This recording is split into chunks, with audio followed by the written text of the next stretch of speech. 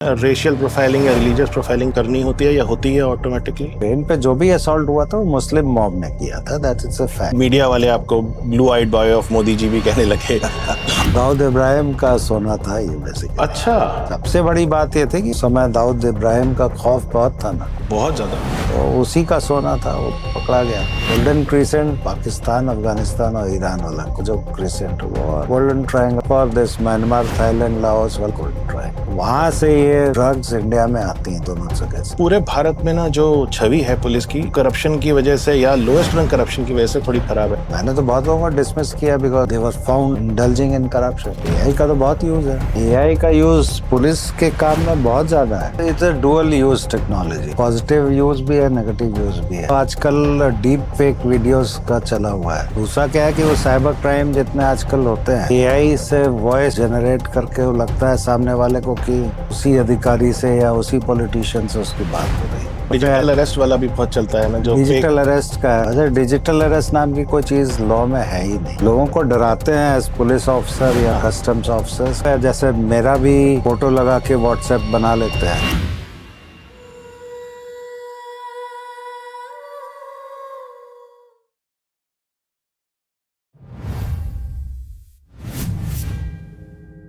Hello everyone. आज के जो हमारे गेस्ट हैं ये बहुत बड़ी शख्सियत रहे हैं पुलिस डिपार्टमेंट में, लॉ एनफोर्समेंट में इन्होंने बहुत ज़्यादा योगदान दिया है। Apart from being a police commissioner of Delhi, ये उसके पहले स्पेशल डायरेक्टर सीबीआई रह चुके हैं, director general BSF, director general of civil aviation, narcotics bureau में डायरेक्टर जनरल, इसके अलावा police commissioner of Surat and police commissioner of Vadodara. इनके लंबे टाइम में इन्होंने बहुत सारे केसेस सॉल्व करे हैं, बहुत सारे महत्वपूर्ण लॉ एंड एनफोर्समेंट में बहुत इन्होंने योगदान दिया है। And we are very honoured to have you here. Thank you. Most welcome sir. Thank you. Sir, आप अगर जैसे दिल्ली पुलिस कमिश्नर के ओहदे पे थे, तो ये बहुत इंपॉर्टेंट है क्योंकि दिल्ली बहुत स्पेशल स्टेटस है, एक राजधानी भी है। तो how is it different from other commissionerates जहां आपने काम किया सर? दिल्ली जो है वो भारत की राजधानी है। जी। भारत की नाक भी है एक तरह से कहिए तो।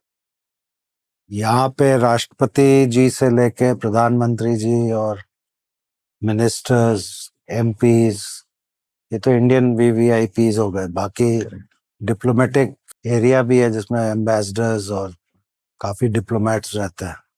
इन सभी की सिक्योरिटी इंश्योर करना, और कोई भी ऐसा इंसिडेंट नहीं हो जिसकी वजह से न्यूज बने, इसके लिए काफी मेहनत करनी पड़ती है दिल्ली पुलिस को।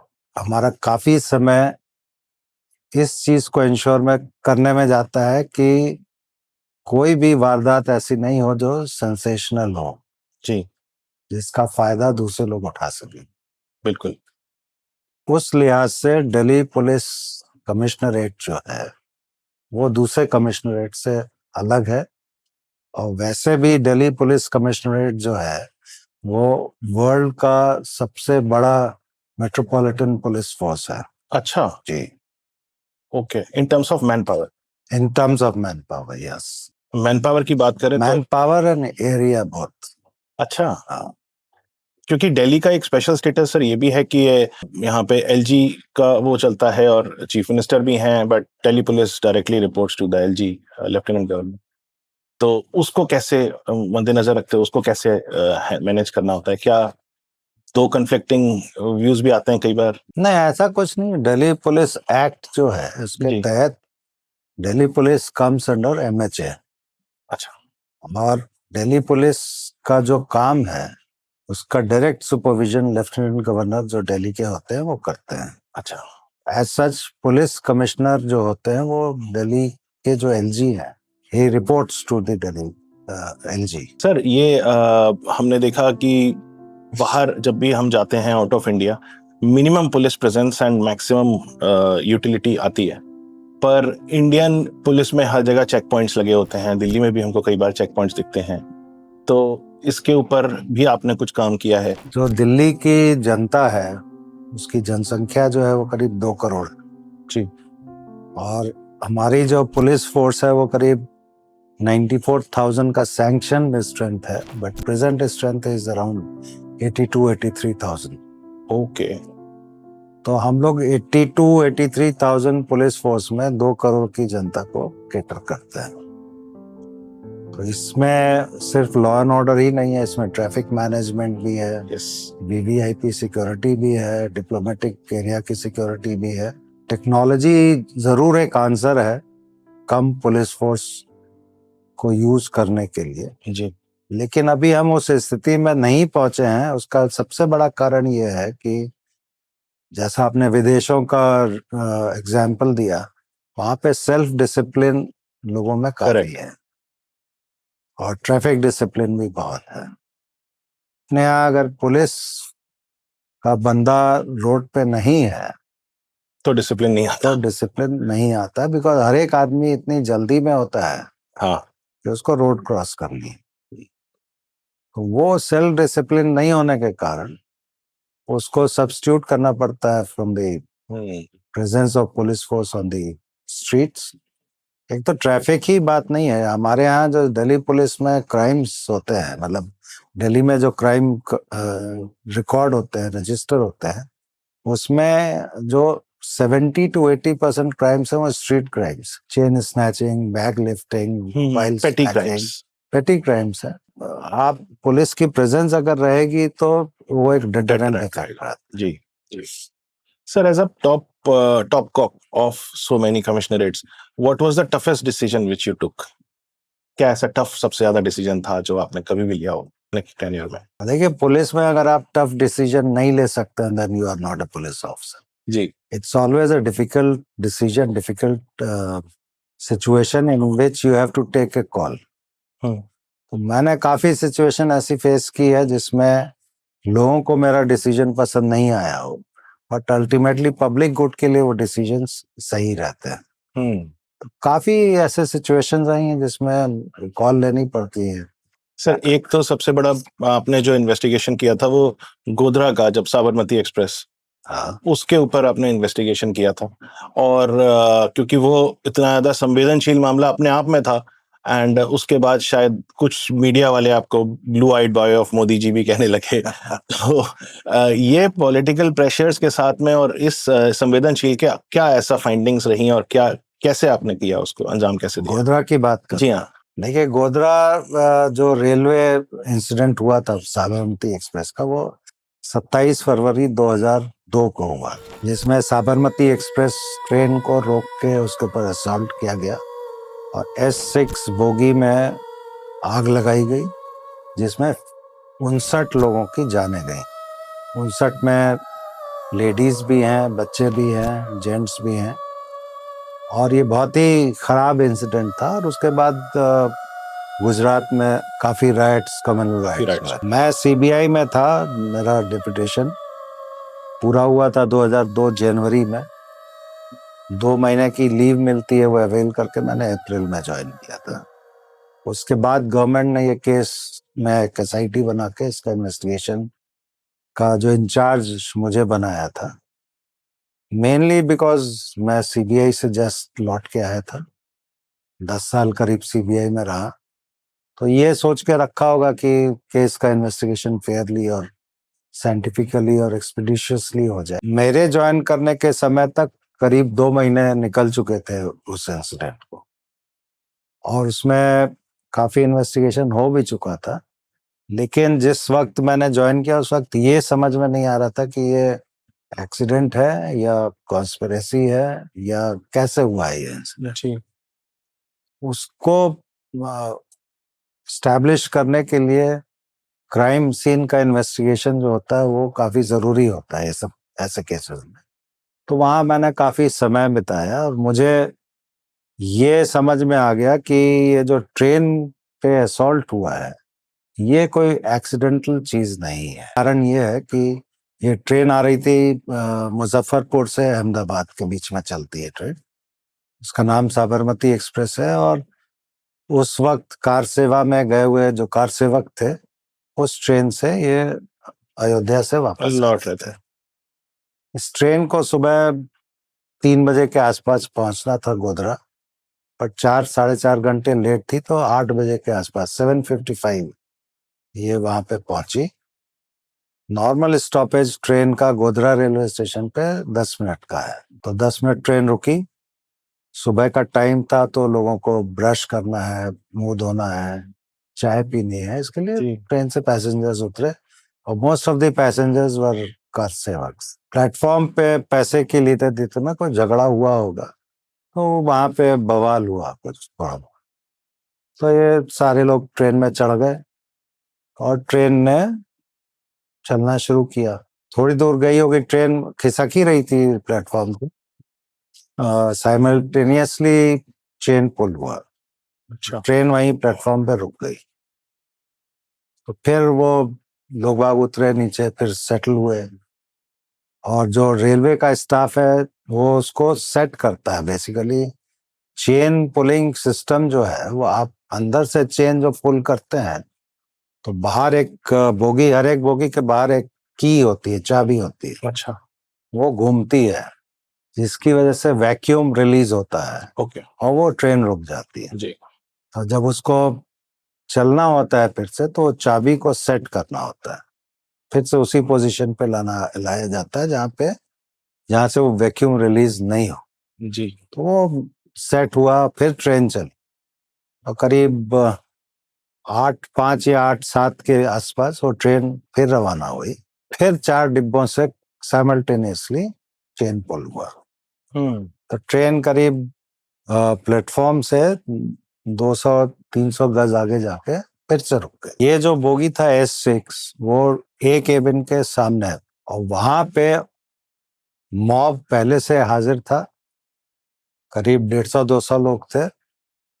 ए केबिन के बगल का एरिया वो सुनसान एरिया है, झाड़ियां हैं, और वहां से बहुत हैवी स्टोन पेल्टिंग ट्रेन के ऊपर शुरू हुई। चूंकि S6 उसके ठीक सामने था, इसलिए सारा ब्रंट जो था स्टोन पेल्टिंग का वो S6 पे आया। S6 और S5 के ऊपर सबसे ज्यादा S6 पे है, 95% आप कह सकते हैं। और उस स्टोन पेल्टिंग क्या फायदा उठा के ट्रेन में आग लगी। अब आग कैसे लगी? करीब 8:25 के आसपास, 8:15 पे वहां पे रुकी होगी ट्रेन, 8:10 या 8:15 पे स्टोन पेल्टिंग को दिन चली, कुछ देर चली और फिर ट्रेन में से धुआं उठना शुरू हुआ। तो यहाँ पे प्लेटफॉर्म के ऊपर जो स्टेशन मास्टर है और ट्रेन का गार्ड, उन्होंने धुआं उठते हुए देखा, तो then they inform the police. तो आग लगाई गई थी? नहीं, वही मैं बता रहा हूँ। तो within 5 minutes entire bogie was in flames. 8:20 पे, अगर 8:25 8:20 के आसपास वो धुआं उसने देखा, 8:25 तक वो पूरा बोगी फ्लेम्स में था। ट्रेन का जो बोगी होता है, 3 टियर बोगी का जो बनावट होती है और अंदर जो मटेरियल यूज होता है, उसका जब हम लोगों ने साइंटिफिकली एग्जामिन करके रेलवे अथॉरिटी से पूछा कि इसमें जैसे सीट के ऊपर कवर होता है, आपका जो फर्श होता है उसके ऊपर वो सिंथेटिक कोटिंग होती है, छत के ऊपर होती है, तो हम लोगों ने पूछा ये जो मटेरियल यूज होता है वो कितनी देर में जल सकता है अगर एक्सीडेंटली किसी ने बीड़ी, सिगरेट या स्टोव भी जलाया हो तो वहां से जवाब ये आया कि ये जो मटेरियल है ये सेल्फ एक्सटिंग्विशेबल है। अच्छा। वो अपने आप 6 सेकंड, 7 सेकंड, 8 सेकंड में बुझ जाता है, अनलेस इन्फ्लेमेबल मटेरियल ज्यादा हो। और वैसे भी अगर एक्सीडेंटल फायर है बोगी में, तो बोगी में जो लोग बाग हैं, पैसेंजर्स हैं, अगर वो देखते हैं कि एक्सीडेंटली कहीं फायर लगी है तो पहले तो बुझाने की कोशिश करते हैं। सही बात। और अगर नहीं बुझती है तो चेन पुल करके उतर जाते हैं। जी।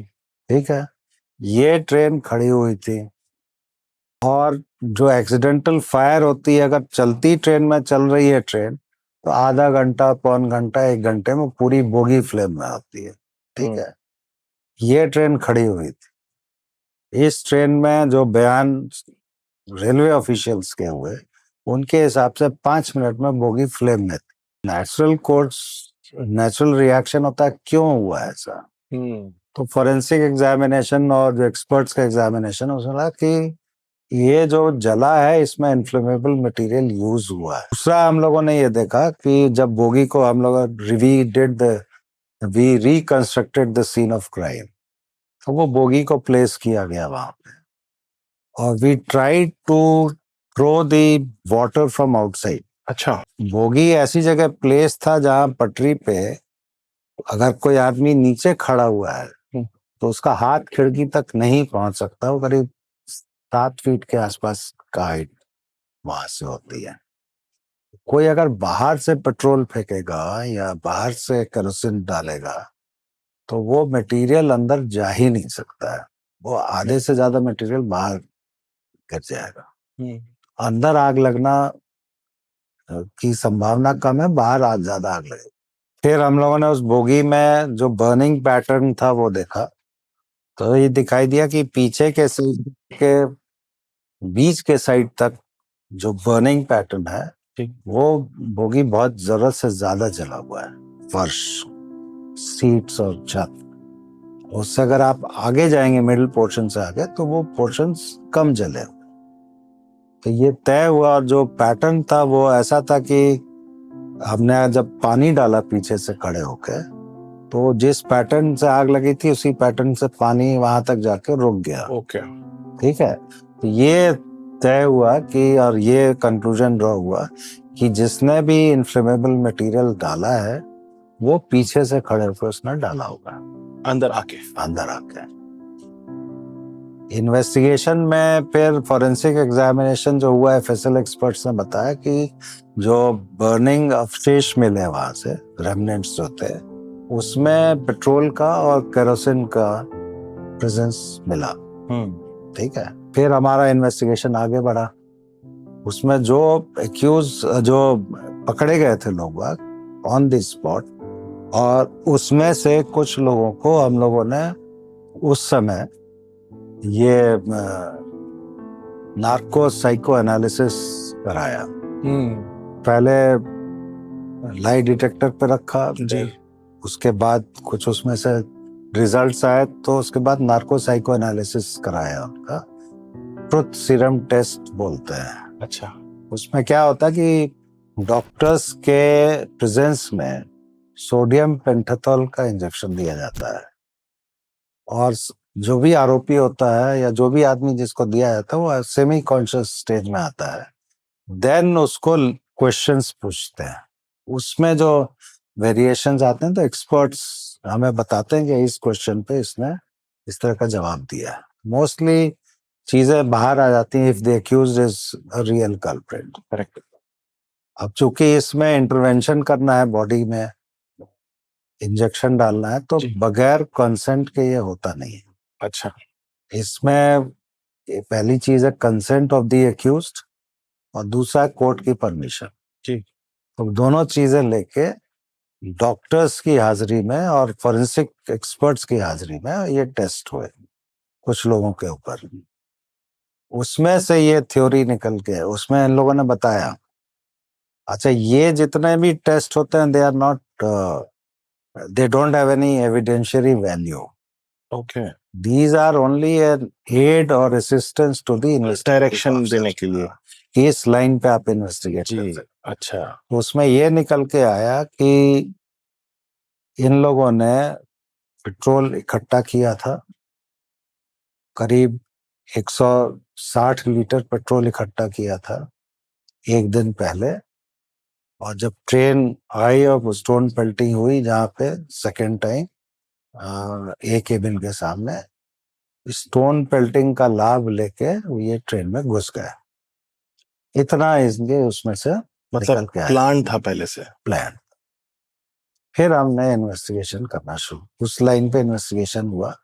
एविडेंस मिला कि ट्रेन का ये जो प्लेटफॉर्म और ए केबिन के बीच में एक जगह है जहाँ पे not in the railway area but very near to the railway station, एक अमन गेस्ट हाउस करके है।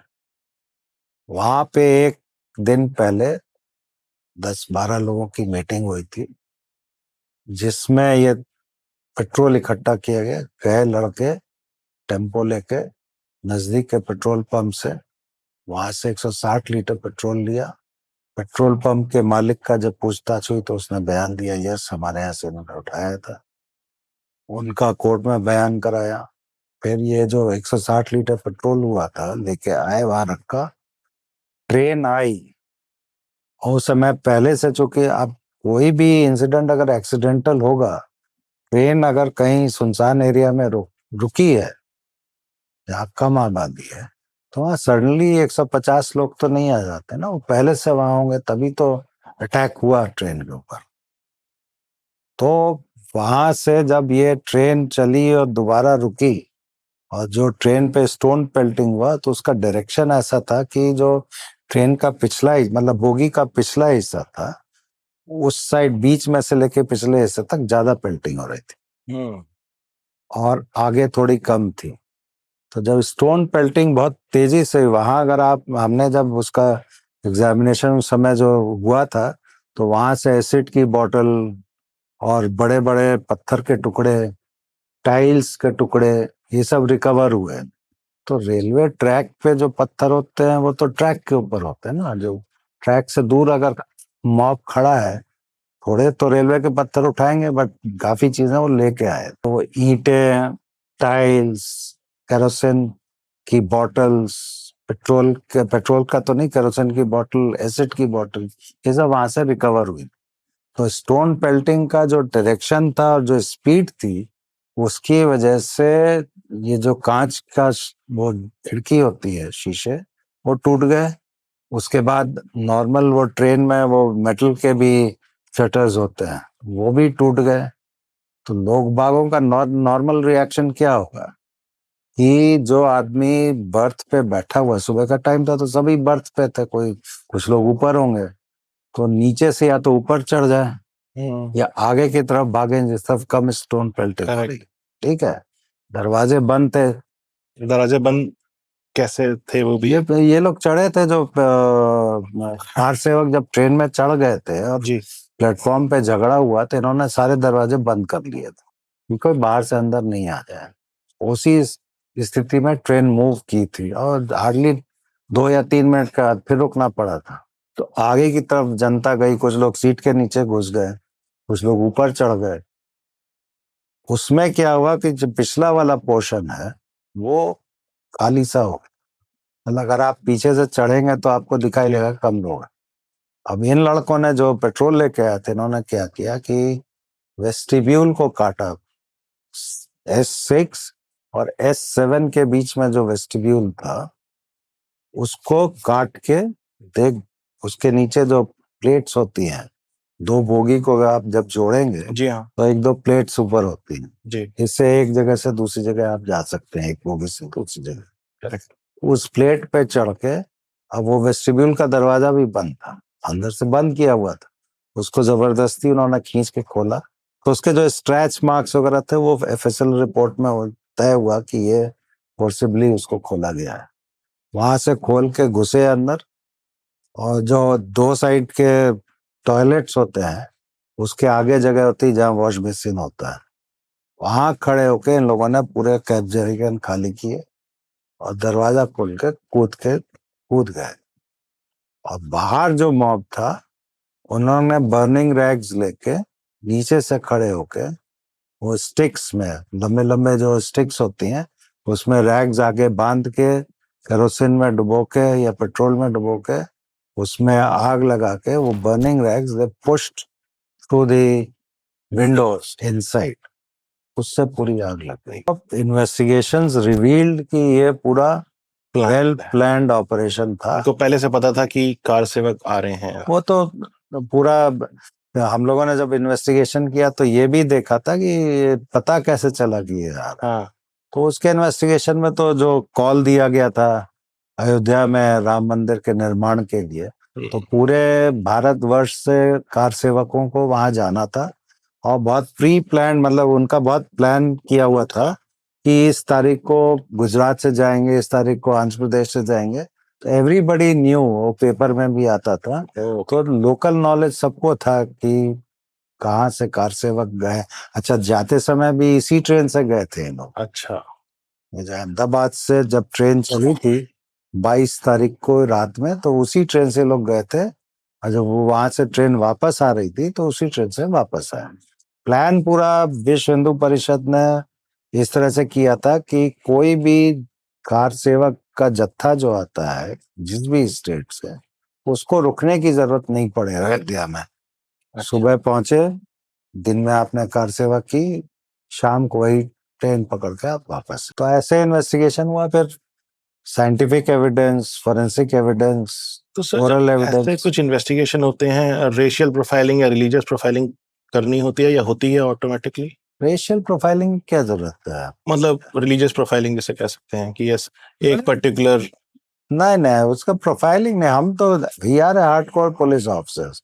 जिसने क्राइम किया है वो हिंदू है, मुसलमान है, सिख है, ईसाई है, उससे लेना देना नहीं, क्राइम से लेना देना। If a person has committed a crime, he should face the music, he or she. Absolutely. इसमें मुस्लिम्स ने किया था तो दे वर मुस्लिम्स। वो पूरा एरिया जो ए केबिन के पीछे वाला एरिया है, रेजिडेंशियल एरिया, वहां से करीब आधा 1 किलोमीटर अंदर है जी। सिग्नल फड़िया बोलते हैं, that is 100% Muslim area. Train पे जो भी असॉल्ट हुआ था वो मुस्लिम मॉब ने किया था, दैट इज अ फैक्ट। इसीलिए अक्यूज भी मुस्लिम्स तो पकड़े गए।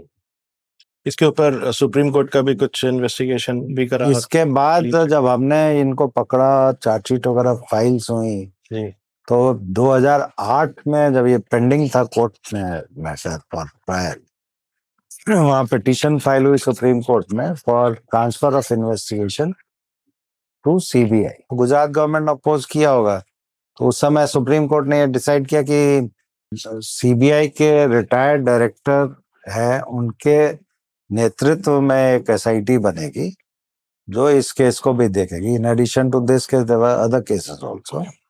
तो doctor Raghavan, retired director CBI, और doctor Satpathy, he was DG UP ji. उन दोनों के नेतृत्व में, doctor Raghavan was the head of the SIT.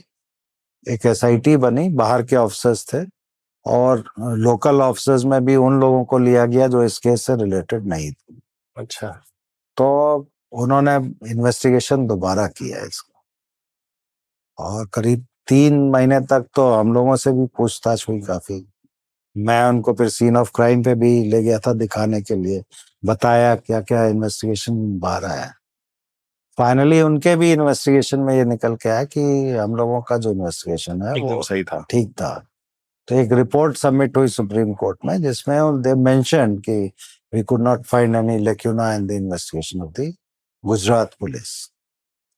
उसी आधार पर ट्रायल हुआ, और मेरे ख्याल से 2011 में उसका नतीजा आया। उसमें 11 लोगों को फांसी की सजा हुई और 20 लोगों को इसकी लाइफ इम्प्रिजनमेंट हुआ। तो ये बड़ा रेयर केस है, मतलब इंडियन हिस्ट्री में, इंडिपेंडेंट हिस्ट्री में, या बात पहले का भी पुलिस हिस्ट्री आप देखें तो इस तरह के केसेस में इस तरह का conviction has been very rare. Sir लेकिन आपके सारे केसेस ही रेयर हैं। आपने गोधरा जो, ठीक है, इसके लेकिन अलावा गुजरात जो बम ब्लास्ट हुए थे उसमें भी आपने इन्वेस्टिगेशन किया था? उसमें इन्वेस्टिगेशन तो नहीं किया था, but I assisted in the investigation, yes.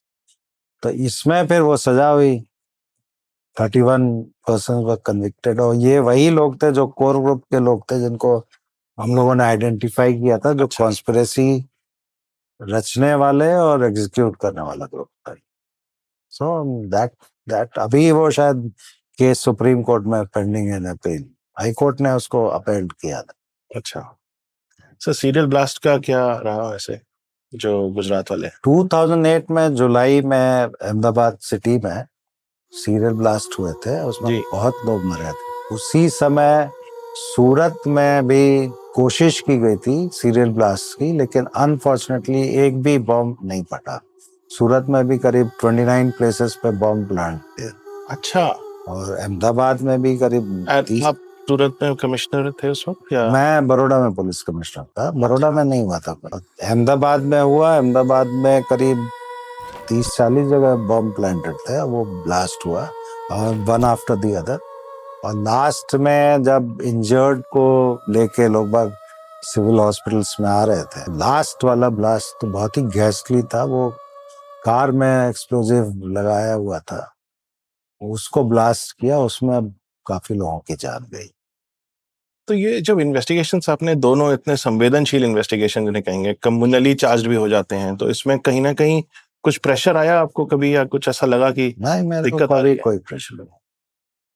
Pressure आने का कोई भी नहीं करेगा प्रेशर। अब इतना सेंसिटिव इन्वेस्टिगेशन है, इसमें आप सत्य बाहर लाने की कोशिश बिल्कुल। कीजिएगा, वो ज्यादा इम्पोर्टेंट है कि प्रेशर कोई लाएगा। कोई नहीं, प्रेशर मीडिया का रहता है। अच्छा, प्रेशर तो चैलेंजेस क्या है आपको सर इसमें सबसे ज्यादा इन्वेस्टिगेशन के दौरान? गोधरा वाला इन्वेस्टिगेशन तो चैलेंजेस सबसे बड़ा ये था कि उस वक्त हमारे देश में जो गुजरात की सरकार थी, मोदी जी चीफ मिनिस्टर थे, उनके पीछे काफी लोग वक्त पड़े। सिविल राइट एक्टिविस्ट्स भी हैं, मीडिया भी है, कोर्ट में काफी पिटिशंस भी हुई। करेक्ट। तो उस समय ये माहौल था कि हम जो भी करेंगे वो क्वेश्चन मार्क होगा। उसीलिए सुप्रीम कोर्ट का वो भी हाँ। करवाया गया। तो उस चक्कर में मीडिया का प्रेशर बहुत होता, क्योंकि इसमें तो गोधरा वाला केस तो नेशनल और इंटरनेशनल मीडिया यस, काफी इट वाज कवरिंग। काफी डीप स्क्रूटनी होती थी। कोई भी अगर आप स्टेटमेंट दे दें या कुछ भी करें, उसको बहुत स्क्रूटनाइज किया जाता था। वो प्रेशर बहुत ज्यादा होता, उसी के वजह से पब्लिक ओपिनियन बनता है, या फिर जो प्रेशर ग्रुप्स हैं उनके ओपिनियन बनते हैं। तो उस प्रेशर सर्कमस्टांसेस में इन्वेस्टिगेशन करना बड़ा मुश्किल होता है, क्योंकि फोर्स तो इम्यून होती नहीं है ना। जो भी हमारे साथ नेचुरली इन्वेस्टिगेशन कर रहे हैं, उनको भी तो वो पेपर पढ़ते हैं, टीवी देखते हैं। डिमोटिवेशन तो आता ही है कहीं ना कहीं। डीमोटिवेशन नहीं कहना चाहिए, बट वो डर पैदा होता है कि भाई हम कुछ करेंगे तो बाद में हमको सहना पड़ेगा, इस समथिंग। सही बात, बिल्कुल सही बात है। और सर, जब ये गुजरात वो अहमदाबाद वाले जब ब्लास्ट हुए, तो ये कब पता चला कि इंडियन मुजाहिदीन का भी हाथ हो सकता है इसमें? इंडियन मुजाहिदीन ने क्लेम किया था। अगर आप उस समय याद करेंगे तो 2008 से पहले जितने ब्लास्ट हुए थे इंडिया में, बॉम्बे में, हैदराबाद में, बेंगलोर में, नॉर्थ इंडिया में, इंडियन मुजाहिदीन क्लेम करता था कि हमने ब्लास्ट किया है। अब इंडियन मुजाहिदीन क्या है, कौन है, नोबडी न्यू। नॉर्मल कोर्स में जो टेररिस्ट एक्टिविटीज हमारे यहाँ होती हैं, वो तो अक्रॉस द बॉर्डर टेररिस्ट आते हैं, करके चले जाते हैं, या वो यहाँ पे कुछ लोगों को ट्रेनिंग देते हैं, वो करके चले जाते हैं। इंडियन मुजाहिदीन नाम का टेरर ग्रुप जो है, और दे यूज्ड टू क्लेम कि हम इंडियन हैं। अब नोबडी न्यू कि वो कौन लोग उसको संचालित कर रहा है। लेकिन एक चीज है तो कि उस समय भी यही इंडियन मुजाहिदीन ने क्लेम किया था कि हमने ये ब्लास्ट अहमदाबाद में भी कराया है और सूरत में भी ट्राई किया है। पर अहमदाबाद के ब्लास्ट के बाद और कभी ऐसा अटेम्प्ट गुजरात में नहीं हुआ एटलीस्ट। और डिटेक्ट हो गया ना। हाँ। उस समय ये डिटेक्शन भी हुआ, तो गुजरात पुलिस ने डिटेक्ट किया सारा वो। तो कैसे रोका सर इसको, कैसे पता चला कि ये होने वाले हैं जैसे सूरत वाले? मैं तो जो अपना मुझे जानकारी मैं वही दे सकता जी जी जी। मैं पुलिस कमिश्नर बड़ौदा पोस्ट हुआ था 22 मई 2008 को।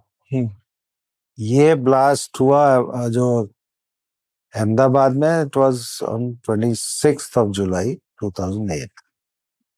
हार्डली मेरे को तो 1-1.5 महीना हुआ था ज्वाइन। वहां ब्लास्ट नहीं हुआ बड़ौदा में, और सूरत में अटेम्प्ट हुआ, वहां नहीं हुआ, और अहमदाबाद में ब्लास्ट हुआ। हमारे एसीएस होम थे बलवंत सिंह साहब, उन्होंने फोन किया मेरे को कि भाई अहमदाबाद और सूरत, अगर आप नक्शा देखेंगे तो अहमदाबाद, बड़ौदा और सूरत एक लाइन में है। हाँ।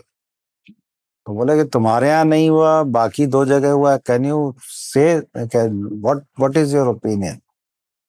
मैं तो पुलिस ऑफिसर हूँ, तो प्रोफेशनली जो मुझे समझ में आया, मैंने उनको बताया कि सर मुझे जो लगता है वो Baroda must be a place for catching the conspiracy, plan हुआ हो यहाँ पे। तो बोले कैसे बोल रहे हो तुम। आई टोल्ड हिम कि सर ऐसा है कि जो अहमदाबाद में ब्लास्ट हुआ, उसमें लास्ट में जो कार में ब्लास्ट किया उन्होंने, उस कार का जो नंबर प्लेट है वो GJ6 से शुरू होता है, फेक नंबर प्लेट है, और VJ6 बड़ौदा का नंबर है। अच्छा। और जो सूरत में ब्लास्ट नहीं हो पाया, उसमें कुछ मटेरियल पेपर में लपेटा हुआ मिला, तो वो पेपर बड़ौदा डेडलाइन के। तो इन दोनों से इंडिकेशन यही मिलता है कि बड़ौदा में ही कहीं ना कहीं प्लानिंग हुई हो।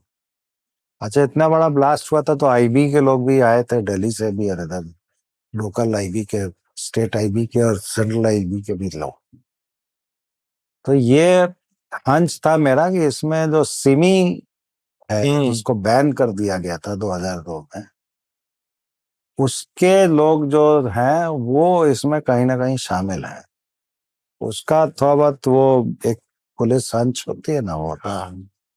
तो मैंने कहा कि ये तो ब्लाइंड केस है, इसको शुरुआत कैसे करें। तो उन्होंने बोल दिया हमारे CS होम ने कि आप भी करके देखो इसको। तो फिर देन वी फाउंड आउट कि यहाँ पे सिमी के पुराने एक्टिविस्ट कौन है। तो यू विल नॉट बिलीव, 4-5 लड़के थे वो, जो स्टूडेंट थे बेसिकली, MS यूनिवर्सिटी में पढ़ते थे जी। और उनके सहयोगी थे। तो वो सस्पिशन के दायरे में थे because of certain their activities.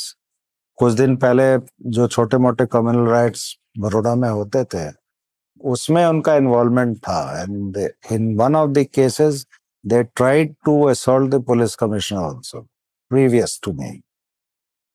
तो उसके कुछ फोटोग्राफ्स थे। तो वो फोटोग्राफ्स देख के आई सेड कि let us try examining them.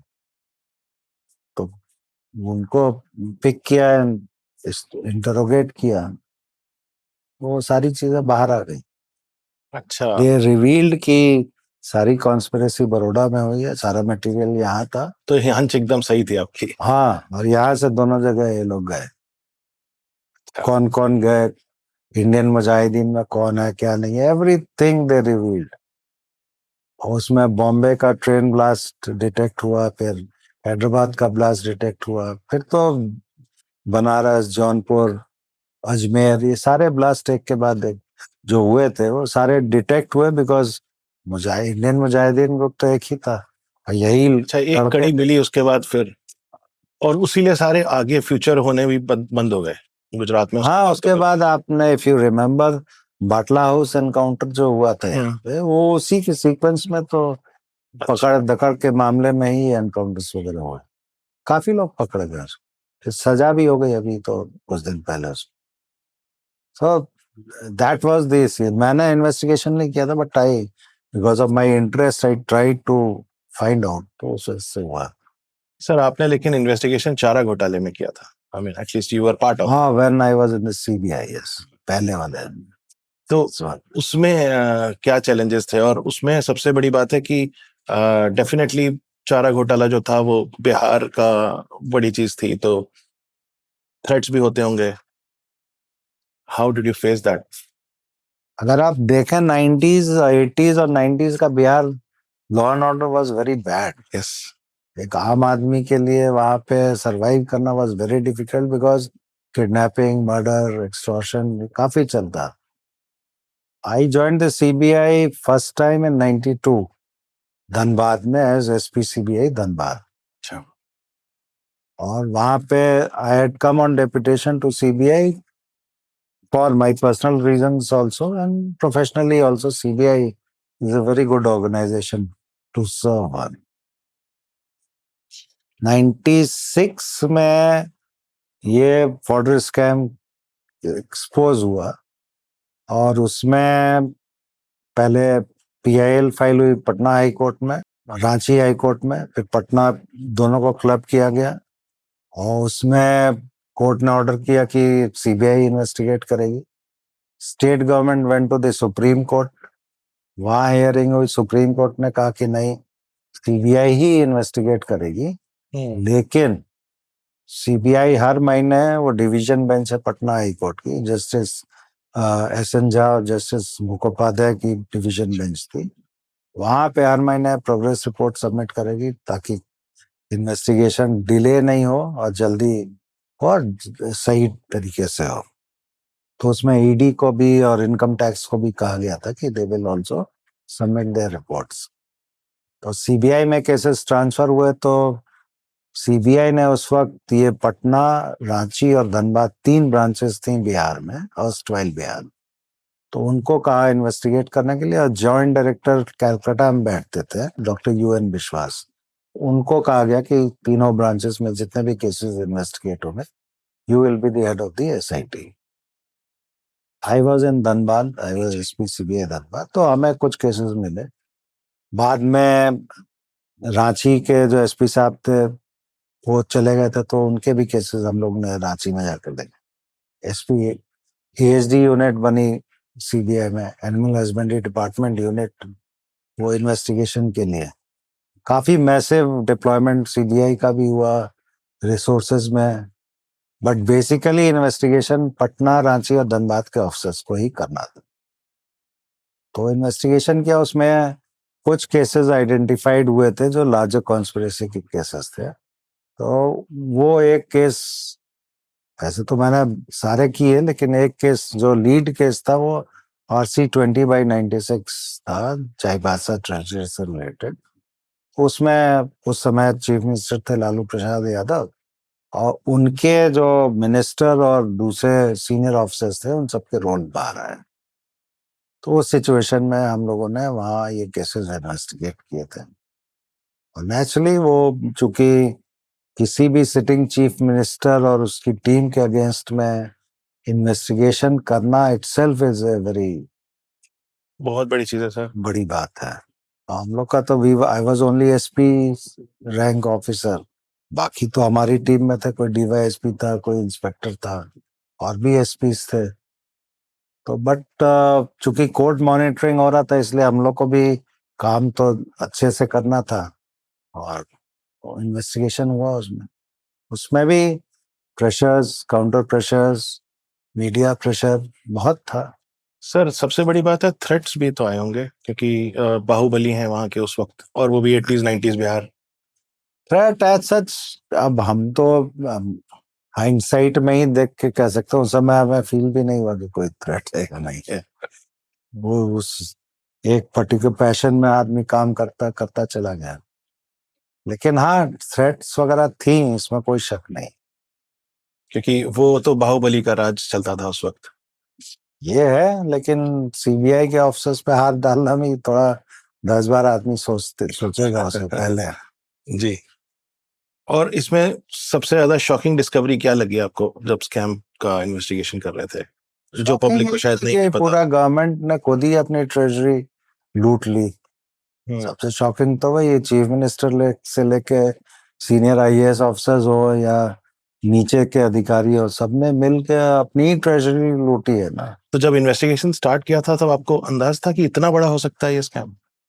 वो जो PIL फाइल हुई थी, उन लोगों ने काफी मेहनत की थी ना, वो मटेरियल जमा किया था, उसको पढ़ने से ही लगता था कि ये चीज बहुत मैसिव स्कैम ही है। तो इसमें जो फाइनेंशियल ट्रेल होता है वो कैसे इन्वेस्टिगेट होता है, कि पैसा कहाँ से कहाँ गया? ये बहुत टीडियस इन्वेस्टिगेशन होता है, फाइनेंशियल ट्रेल पता करना। It's a very technical and tedious क्योंकि वो तो पैसा इधर है, फिर उधर है, फिर इधर है। देखिए, उसमें बैंक्स, इनकम टैक्स, ईडी, इनके कोऑर्डिनेशन में होता है। काफी पैसा तो बाहर चला जाता है, तो उसका ट्रेल बाहर के बैंक से ढूंढना, और ये सारी चीजें बहुत टीडियस हैं, बहुत टेक्निकल हैं, और इसमें बहुत टाइम लगता है। और ऐसा नहीं है कि असंभव है, बट इसको किया जा सकता है, but it's a time consuming. आपने पुरलिया आर्म्स ड्रॉप केस भी इन्वेस्टिगेट किया था? 95 में हुआ था वो, उस समय मैं धनबाद में था। अच्छा। और पुरुलिया धनबाद से करीब 30-40 किलोमीटर दूर है। तो जो हथियार गिरे थे वहां पे, वो इसका इन्वेस्टिगेशन तो वैसे सेंट्रल यूनिट ने किया था, सीबीआई की, लेकिन जो कि मैं एसपी सीबीआई धनबाद था, तो फील्ड इन्वेस्टिगेशन जो पुरुलिया में होना था, उसमें I was asked to associate with my team. उसमें काफी मेहनत की थी। पुरुलिया में जो आनंद मार्ग का हेडक्वार्टर है, वहां पे जो इन्वेस्टिगेशन करना था, और कुछ की एक्यूज थे पकड़े गए, तो उनको पूछता ये टेररिस्ट एक्टिविटीज में यूज होने वाले? हाँ, 100% इंसर्जेंट एक्टिविटीज या टेररिस्ट एक्टिविटीज। बहुत बड़ी संख्या में हथियार आए। अच्छा, आप एयर ड्रॉप किया है, वो बक्से के बक्से एमिनेशन था और हथियार थे। तो ये मालूम कैसे पड़ा कि ये एयर ड्रॉप हुआ है? वो गलत जगह ड्रॉप हो गया ना, वो गांव वालों को वो गिरना था इसमें कैंप के अंदर, और वो गांव में गिर गया। गांव में लोगों कुछ तालाब में गिरा, अच्छा, तो गांव में लोगों ने इकट्ठा किया तो वो हंगामा हो गया। फिर प्रेस आ गई, मीडिया एक्सपोजर हो गया, बहुत हंगामा हुआ था उस समय। पहले वेस्ट बंगाल पुलिस ने इन्वेस्टिगेशन किया उसका, फिर it was handed over to CBI. Sir आपके इनिशियल डेज में एकदम अगर बात करें तो आपने गोल्ड स्मगलिंग का कुछ पकड़ा था, जो उस टाइम की वैल्यू करीब 14 करोड़ होगी, आज की वैल्यू के हिसाब 650 करोड़ होगी वो। हाँ, तो ये तो कस्टम का काम होता है, बट पुलिस वालों ने कहा 650 करोड़ इन टुडेज। और 1988 में मेरा पहला डिस्ट्रिक्ट था, मैं वही कह रहा हूँ, एसपी स्टार्टिंग में आपने जामनगर था मैं। वहाँ इन्फॉर्मेशन आई थी कि ऐसे ऐसे लैंड हुआ। उस समय तो गोल्ड स्मगलिंग्स बहुत होती थी। अच्छा, it was very wonderful case in the sense कि हम लोगों ने कम से कम 1-1.5 महीने तक वॉच किया, ट्रैक किया। वो आया था सी रूट से, और जैकेट्स जो पिक्चर में आप लोग देखते हैं ना, जैकेट में सोने के बिस्किट घुसा घुसा, अच्छा, वो करीब 500 केजी सोना था उस समय। 4100 बिस्किट्स वर सीज्ड। वो लैंड हुआ कहीं एकदम सुनसान क्रीक के ऊपर। वहां से उसको ट्रक में लोड किया गया। ट्रक में भी वो कैविटी बना दी थी चेस्ट के नीचे, उसमें जिससे रखा। आराम से ढूंढा नहीं जा सके। उसको फिर हम लोगों ने ट्रैक किया। हम लोग का जो इन्फॉर्मेंट था वेरी एक्सीलेंट इन्फॉर्मेंट, वो उन्हीं के ग्रुप का आदमी था। दाऊद इब्राहिम का सोना था ये बेसिकली। अच्छा, एग्जैक्ट इन्फॉर्मेशन थी। ट्रक को ट्रैक करके उसको इंटरसेप्ट करके पकड़ा, और पिन पॉइंटेड इन्फॉर्मेशन थी, तो वी कुड फाइंड आउट कि वो उसमें से निकला फिर सोना। मेरे लिए तो बड़ा फर्स्ट एक्सपीरियंस था, मेरा तो पहला डिस्ट्रिक्ट था अपने करियर का। तो उनकी तरफ से वेरी मुठभेड़ इंटरेस्टिंग हुई उसमें? है। मुठभेड़ हुई कुछ उसमें? मुठभेड़ नहीं हुई, बट मुठभेड़ करने का कोई कारण ही नहीं था, क्योंकि वो पुलिस फोर्स पूरी थी हमारी, हम लोग थे। ड्राइवर तो रेजिस्ट नहीं करता है ना, ड्राइवर क्या रेजिस्ट करेगा? कोई कोशिश नहीं की, करते भी तो नहीं कर पाते कुछ। सबसे बड़ी बात ये थी कि वो उस समय दाऊद इब्राहिम का खौफ बहुत था ना, बहुत ज्यादा। तो उसी का सोना था, वो पकड़ा गया।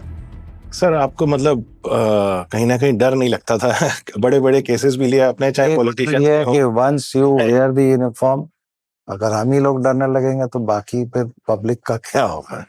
Police should not fair, not be afraid of anything. उसके बाद कुछ डी गैंग से कोई फोन कॉल्स? नहीं नहीं, ऐसा कुछ नहीं। वो उनका अपना, वो तो उनके लिए टिप ऑफ द आइसबर्ग है ना। हमने कितना पकड़ा, 500 केजीज, उनका कितना सोना आता होगा जाता हो, उस समय की बात है। कुछ इनोवेटिव तरीके निकालते हैं लोग स्मगलिंग के? बहुत इनोवेटिव होता है, जैसे यही जो सोना उस समय ये तो आया, वो जैकेट्स में डाल डाल के वो पहले लाए होंगे आईसी में, फिर उसको छोटी बोट में ट्रांसफर किया, फिर कहीं उतारा सुनसान जगह पे, वहां रखा, फिर ट्रक में लोड किया। तो प्लानिंग तो काफी करते हैं, इनोवेटिव है तो रहता ही। सोने का स्मगलिंग तो, क्योंकि बिस्किट्स आने थे, तो वो तो और कोई तरीका हो ही नहीं सकता है ना।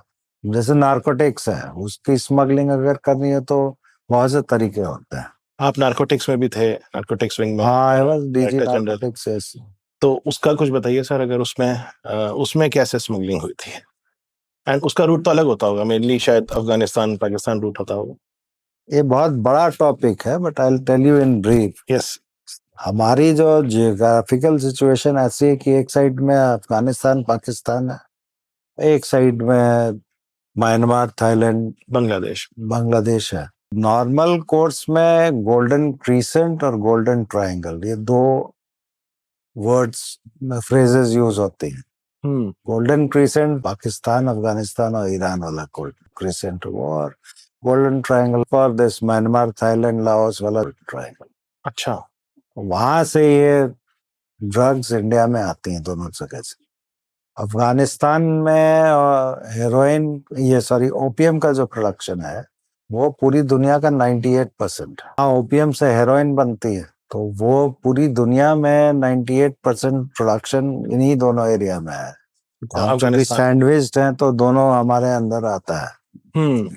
यहाँ भी आता है, यहाँ से बाहर भी जाता है, वहां से भी बाहर जाता है। हम्म। तो इट्स ए $1 बिलियन ट्रेड, बहुत बड़ा उसका स्कोप है। कोकीन का जहां तक सवाल है, वो साउथ अमेरिकन कंट्रीज में उसका उत्पादन होता है, कोका प्लांट है उससे। वो पूरे वर्ल्ड में जाता है, उसमें इंडिया में भी काफी कोकीन आती है, but that comes through the maritime route या एयर रूट से। भाई जो हेरोइन वाला रूट है या मेथाम्फेटामिन वाला रूट है, वो लैंड रूट भी है और मैरीटाइम रूट भी है, क्योंकि पाकिस्तान के बॉर्डर से या इधर म्यांमार के बॉर्डर से अंदर आती है ड्रग्स। पाकिस्तान में जो ड्रग सिंडिकेट है, definitely it is supported by the ISI। हाँ। वो यूज करते maritime route for the bulk transportation Arabian sea से। तो हमारे जितने भी कोस्टल एरिया है, गुजरात का है, महाराष्ट्र का है, केरला है, तो सी रूट से भी आता है, बट वो उनका श्रीलंका, मालदीव्स और अफ्रीकन कंट्रीज तक जाता है वो माल। अच्छा और उधर से उनका जो रूट, लैंड रूट है, ईरान के थ्रू उधर से भी जाता है। सर, तो आप तो अपने फील्ड में जितने भी आपके केसेस देखे, you are always very motivated अंदर से। लोएस्ट रंग जो पुलिस का होता है, इसको कैसे मोटिवेट करते हैं? बिकॉज ये सबसे ज्यादा धूप में भी खड़े रहते हैं, सबसे ज्यादा पोल्यूशन भी ये झेल रहे होते हैं। को लीडरशिप देने की जरूरत है बेसिकली। अगर आप अपने अधिकारियों से काम लेना चाहते हैं, कोर्ट से काम लेना चाहते हैं, तो उनका ख्याल रखना पड़ता है, मतलब वेलफेयर एक्टिविटीज में ध्यान देना पड़ता है। अच्छा। उनके प्रमोशन की प्रॉब्लम है, ट्रांसफर पोस्टिंग्स की प्रॉब्लम है, फैमिलीज की प्रॉब्लम है, बीमार होते हैं उसकी प्रॉब्लम है, तो वो भी अगर as a leader one should look after the force. और उनको कनेक्ट होना चाहिए, उनको पता कनेक्ट चलना बिल्कुल चाहिए। होना चाहिए, बिल्कुल। और लीडर एक्चुअली क्या है, if you give a good leadership तो ऑटोमेटिकली काफी काम आ जाता है। गुड लीडरशिप का ये मतलब नहीं है कि अगर वो गलत कर रहे हैं तो आप उसको सपोर्ट कीजिए। राइट। गलती अगर की है और जानबूझ के गलती की है तो उसमें छोड़ना भी नहीं है। सर, इसी गलती की बात करें तो करप्शन लोएस्ट रंग में भी काफी है, और वो क्योंकि वो दिखता बहुत ज्यादा है। हाँ। तो उसमें तो बहुत क्लियर कट है कि अगर लीडर ये बोलता है कि मेरे को ये नहीं चाहिए, I don't believe in corruption, please don't do it, if you indulge in it you will have it. मैंने तो बहुत लोगों को डिसमिस किया because they were found indulging in corruption. अच्छा। For me, if you are caught taking bribe or doing something hanky panky, the punishment is very stiff।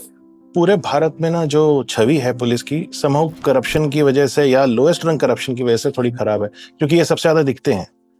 Police तो क्या है कि फर्स्ट रिस्पॉन्डर है, first responder. Cutting edge level पे काम होता है, तो आपकी भी प्रॉब्लम होगी, घर की भी प्रॉब्लम होगी, तभी तो पुलिस में जाते हो ना आप। हाँ। कोई भी इशू हो, first thing you remember is police. Yes. सही काम हो, गलत काम हो, इज इट बिकॉज उनकी सैलरीज कम है, ऐसा लगता है क्या? सैलरीज तो देखिए, अभी जो पे रिविजन्स हुए हैं उसमें तो सैलरीज काफी इम्प्रूव हो गई, ओके। बट उनकी working conditions are not very good because working hours sometimes it stretches to 14 hours 16 hours। Okay. का रेजिडेंशियल प्रॉब्लम भी है, घर रहने को नहीं मिलते हैं। हाउसिंग का जो प्रॉब्लम है, पुलिस हाउसिंग, अपनी जो हाउसिंग है वो सेटिस्फैक्शन लेवल इज हार्डली 30-40%। मकान लेना पड़ता है किराए पे। तो अगर मॉडर्नाइजेशन की बात करें पुलिस फोर्स को, तो क्या ऐसी चीजें हैं जो करनी चाहिए या आपने करी भी होंगी? मॉडर्नाइजेशन में बहुत स्कोप है। टेक्नोलॉजी इज वन एरिया जिसमें लोगों को इक्विप करना चाहिए विद टेक्नोलॉजी, तो अच्छा। काम भी जल्दी होता है और ट्रांसपेरेंसी भी आती है। तो एआई यूज भी हो सकता है इसमें? एआई का तो बहुत यूज है। एआई का यूज पुलिस के काम में बहुत ज्यादा है, उसका स्कोप अनलिमिटेड है, बट इन्वेस्टिगेशन में या प्रिवेंशन में? प्रिवेंशन में, डिटेक्शन में, इन्वेस्टिगेशन में, अच्छा। और ट्रैफिक में, everywhere AI can be use like anything. अब जैसे आपने बात की थी ना फाइनेंशियल ट्रेल की, हाँ जी। तो उसमें आपका basically it is a data analysis ना, big data analysis. Yes yes yes. If you use the AI tools to analyse this banking data, वो काम जो 10 दिन में होता है वो 24 घंटे में करके दे देगा आपको कंप्यूटर। तो वो तो बहुत, और उसमें क्या है, the more you use the technology the more transparent you are. During your tenure as the Delhi police commissioner आपने काफी कुछ एआई के ऊपर भी किया है या कोशिश ऐप बहुत पे? की थी ऐप वगैरह डेवलप करने की, या जैसे मैंने प्रपोज किया था कि प्रेडिक्टिव पुलिसिंग का software we should develop and use it. Traffic में we should use AI based cameras and all. Sir जैसे आपने इसकी बात करी है, मॉडर्नाइजेशन की बात करी, एआई की बात करी, तो इसमें स्कैम्स भी बिकॉज ऑफ टेक्नोलॉजी बहुत ज्यादा होते हैं। उससे कैसे ऐसे स्कैम है जिनसे बचना चाहिए हमको? एआई तो it's a dual use technology. Yes. इसका पॉजिटिव यूज भी है, नेगेटिव यूज भी है। सबसे बड़ा जो आजकल डीप फेक वीडियोस का चला हुआ है, मतलब आर्टिफिशियली जनरेटेड वीडियोस लगता है नेचुरल है, एक तो वो है। दूसरा क्या है कि वो साइबर क्राइम जितने आजकल होते हैं उसमें एआई से वॉइस जनरेट करके वो लगता है सामने वाले को कि उसी अधिकारी से या उसी पॉलिटिशियन से उसकी बात हो रही है। करेक्ट। तो कई इसमें दफे डिजिटल अरेस्ट वाला भी बहुत चलता है ना, जो डिजिटल अरेस्ट का है। वैसे डिजिटल अरेस्ट नाम की कोई चीज लॉ में है ही नहीं। अच्छा।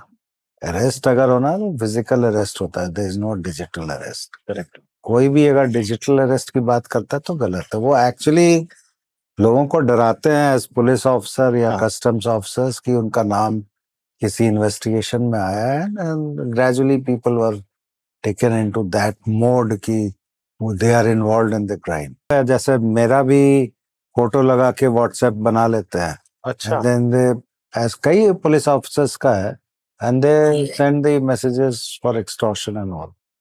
तो अनलिमिटेड है, कोई भी टेक्नोलॉजी होगी उसका उपयोग भी है दुरुपयोग भी है।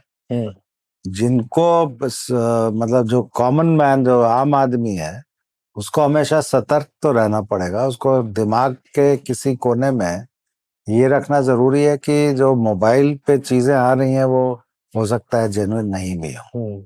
तो इसमें फेक न्यूज भी आती है, उसके ऊपर फेक शायद न्यूज आपने भी काफी है। काम भी करा है। सोशल मीडिया मॉनिटरिंग हम लोग करते थे एज दिल्ली पुलिस कमिश्नर, अच्छा। और उसमें हमारा अटेम्प्ट यही रहता था कि कोई फेक न्यूज आती है तो उसको काउंटर करना, या कोई इंसिडेंट हुआ है तो उसको प्रेस रिपोर्ट करे उससे पहले पुलिस ही रिपोर्ट कर दे।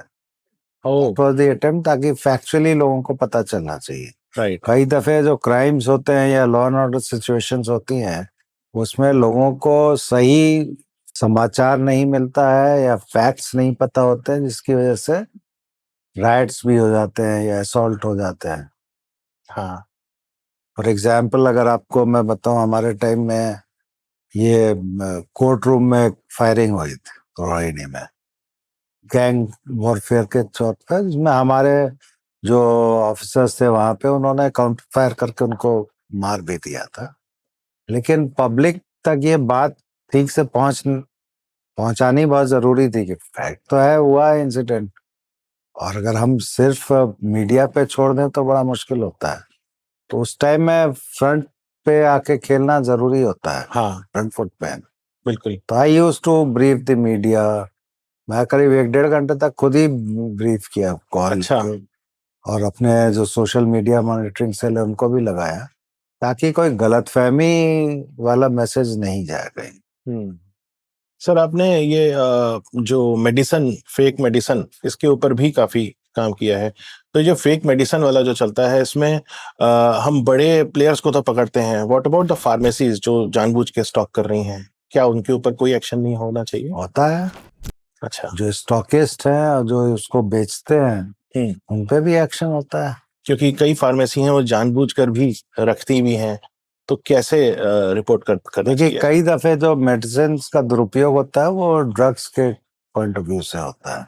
हाँ। फॉर एग्जाम्पल ट्रेमाडोल है। हाँ। अब ट्रेमाडोल जो है वो पेन किलर है बेसिकली, बट अगर उसको आप प्रेस्क्रिप्शन पे ही दिया है, प्रिस्क्रिप्शन पे देना चाहिए। लेकिन कई फार्मेसीज हैं वो आप जाएं काउंटर पे पूछिए उनको, ट्रेमाडोल का एक पत्ता आपको दे देंगे। तो जो वो चीज गलत है उसका तो हम लोग एक्शन लेते रहते हैं, बट पुलिस से ज्यादा वो ड्रग कंट्रोलर जो है उसको एक्शन। और फेक मेडिसिन जो है वो फेक मेडिसिन बहुत सीरियस है, उसमें तो जो चीज मान लीजिए आप ब्लड प्रेशर की गोली खाते हैं वो नकली एक हो, आप खा रहे हैं लेकिन प्रेशर कम नहीं रहा, ultimately it will affect your life, yes, your health. तो उस पे तो कई सारी फार्मेसीज हैं जो कि एक कर रही हैं। तो पुलिस एक्शन होता है उसमें, तो फिर अच्छा, उसमें तो we can go to a very great extent in the sense कि उन पे मुकदमा जो भी कायम हो वो इस तरह का हो जिसमें नॉन बेलेबल सेक्शंस हो। It you are playing with the life of people, yes, yes. वो तो बहुत सीरियस होता है। तो इसमें अगर किसी को पता हो तो सीधे पुलिस को ही इन्फॉर्म करना चाहिए। पुलिस को इन्फॉर्म करे या ड्रग कंट्रोलर ऑफ इंडिया को है उनको इन्फॉर्म करे। एंड देन पुलिस, और जो पोल्यूशन इतना है दिल्ली में सर, इसके ऊपर भी कई बार आया था कि कई लोग इलीगल पेड़ काटते हैं, सो या प्रूनिंग करते हैं ज्यादा, उसके ऊपर भी पुलिस ने एक्शन लेना चालू किया है। पुलिस तो बेसिकली एक्ट करती है on behalf of the regulatory agency, like पेड़ काटने वाली बात है, फॉरेस्ट डिपार्टमेंट से या हॉर्टिकल्चर डिपार्टमेंट से फरियाद आती तो ऐसे कौन से रिफॉर्म्स हैं जो कि पुलिस में होने चाहिए या हो रहे हैं? है। सबसे बड़ा रिफॉर्म तो यह है कि पुलिस को मतलब आज से 20 साल के बाद कैसे क्राइम को टैकल करना उसके लिए तैयारी करनी चाहिए। तो टेक्नोलॉजी का उपयोग होना पुलिस के लिए बहुत जरूरी है।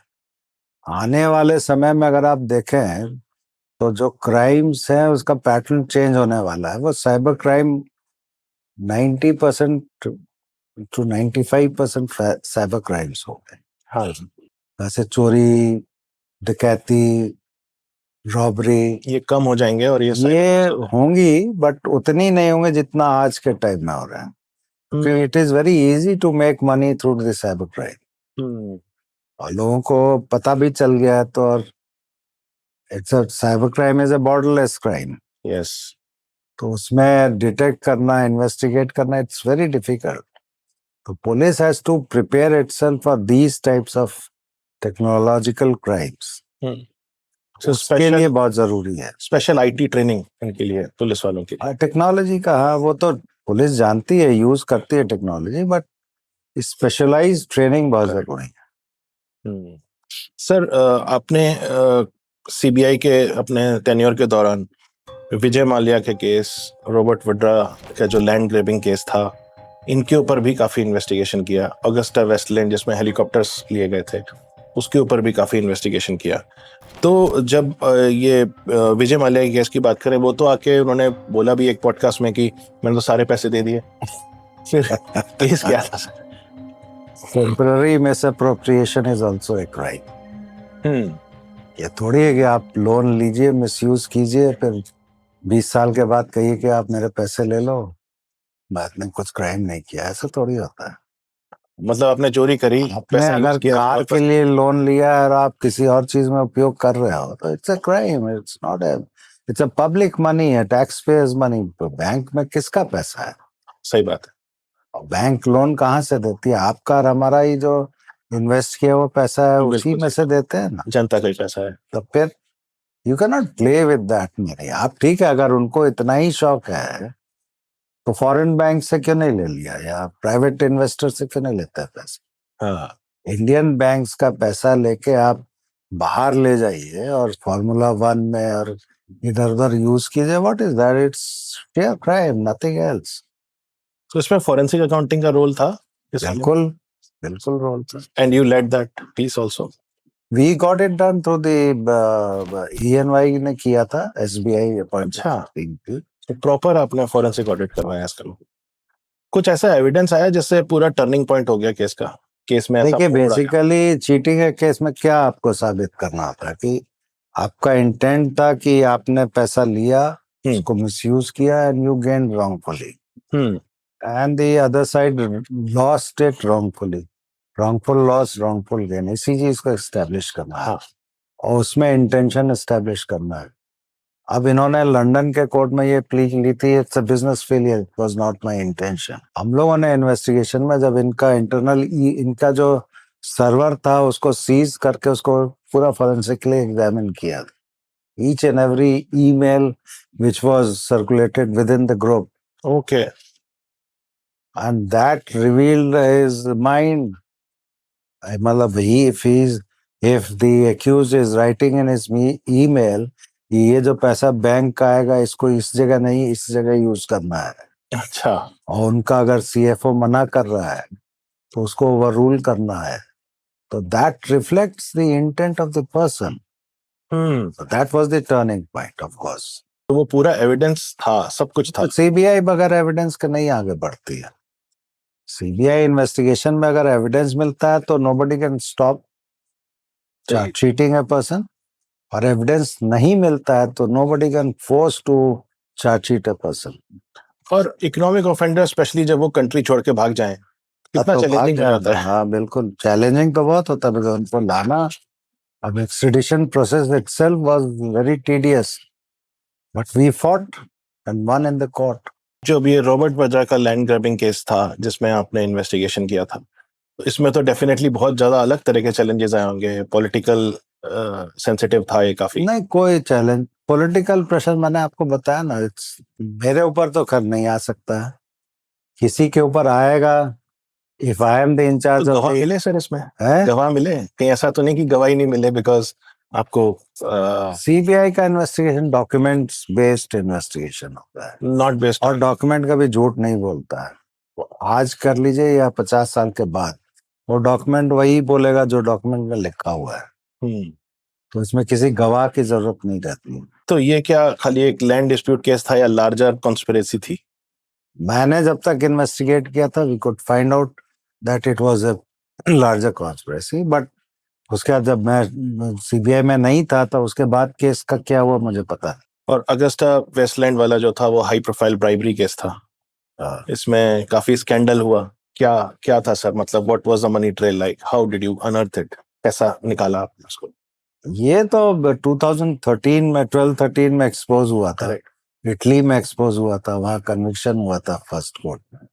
उसके बाद इंडिया में पहले PE रजिस्टर हुई, फिर उसको कन्वर्ट किया गया रेगुलर केस में, CBI इन्वेस्टिगेट किया उसको, और इसमें काफी एविडेंस मिला था in which the bribe was had been taken. इसमें जैसे अगस्टा वेस्टलैंड वाले में आपको कब पता चला कि ये नॉर्मल करप्शन केस से बहुत ज्यादा है? देखिए, मैंने इसका इन्वेस्टिगेशन ज्वाइन किया था समवेयर इन 2016, फिर 2013 से इन्वेस्टिगेट हो रहा था, बट जब फाइल वगैरह पढ़ी, थोड़ा स्लो इन्वेस्टिगेशन था, तो फाइल में बहुत क्लियर है, इट इज मतलब तो इसमें डॉक्यूमेंट जुगाड़ने में भी काफी दिक्कत होती होगी। इंडिया का जो डॉक्यूमेंट है तो डिफेंस मिनिस्ट्री में है, और अदरवाइज वो तो अवेलेबल है। बाकी फॉरेन कंट्री में जो डॉक्यूमेंट्स हैं तो वहां जाके वी सी और we talk to the people there, और वहां से फिर मंगाया भी जाता है as per the procedure, protocol. तो डॉक्यूमेंट्स दबाने की भी कोशिश होती होगी कई जगह, जब आपने इतने सारे केसेस करे हैं एज अ CBI? कोशिश करते हैं लोग कि किसी तरह से जो क्रूशियल डॉक्यूमेंट है वो उनको ना मिले, लेकिन सिस्टम हमारे यहाँ इतना पुराना और ठीक है, मतलब इन द सेंस की एडमिनिस्ट्रेटिव सिस्टम कि फाइल पे आप उसको डिस्ट्रॉय करना इतना आसान नहीं है। मान लीजिए कोई आदमी डिस्ट्रॉय कर भी लेता तो कॉरस्पॉन्डिंग जो फाइल्स होती हैं या कॉरस्पॉन्डेंसेस होते हैं उसमें से निकल आता है। It's very difficult to destroy the evidence. तो ये जो आपने इतना ज्यादा इन्वेस्टिगेशन की वो है, तो ऑब्वियसली ट्रेनिंग तो होती है, but is it person dependent? इस देखिए, बहुत बड़ी चीज है, पैशन होना चाहिए। ट्रेनिंग आप कर लीजिए, लेकिन अगर आपका पैशन है कि मेरे को पता करना है, इन्वेस्टिगेट करना है, चैलेंजिंग है तो इसको फेस करना है, तो वो पैशन नहीं होगा तो आप उतना भी कर लीजिए, मजा नहीं आता है। तो whatever investigation you do, the big investigation, it has to be done with the passion, और पैशन के साथ साथ थोड़ा बहुत फियरलेस होना बहुत जरूरी है। Lot of pressures come, challenges come, तो उसमें डरना या थोड़ा सा झिझक जाना, वो सब चीजें नहीं होनी चाहिए। चैलेंजेस तो आएंगे सर, आपने कोल बेल्ट भी किया है, कोल बेल्ट में माफिया राज था उस वक्त। Coal mafia, yes, we have handled it also. तो माफिया राज में definitely you get challenges of family को थ्रेट्स, आप हाँ, हर तरह का Personal threat, body threat, personal threat, आपका रेपुटेशनल थ्रेट, इमेज का थ्रेट होता है।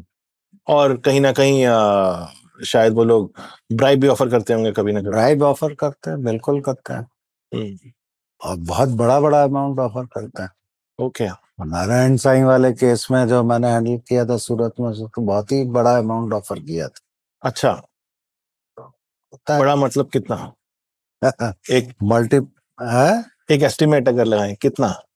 Multiple of hundreds of crores, अच्छा। बिकॉज उसका मटेरियल ही इतना था जिसमें that was very dangerous for him to face, but we did not succumb to that pressure.